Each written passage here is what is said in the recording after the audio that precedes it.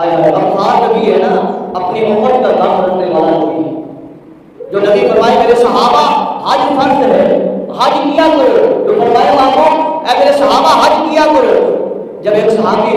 عرض کرے یا رسول اللہ حج فرض ہے، پھر آقا فرمائے حج کیا کرو، پھر عرض کرے یا رسول اللہ حج فرض ہے، پھر عرض کرے یا رسول اللہ صلی اللہ علیہ وسلم حج فرض ہے، تو آقا فرمائے ہاں زندگی میں ایک بار فرض ہے، جس کے اوپر استطاعت ہو، طاقت ہو، مال ہو، اتنا مال ہو، اس پر ایک مرتبہ حج کرنا فرض ہے۔ اے میرے صحابی اگر تو نہ پوچھتا، بار بار نہ پوچھتا، تو جو میں نے کہہ دیا تھا کہ حج کر لیا کرو، تو جس کے پاس طاقت ہوتی، استطاعت ہوتی، اگر وہ حج کر لیتا اللہ اسے بھی ثواب عطا فرماتا۔ جس کے پاس طاقت استطاعت نہ ہوتی، اس کے باوجود اگر وہ بھی حج کر لیتا اللہ تبارک و تعالیٰ اسے بھی ثواب عطا فرماتا، اور جو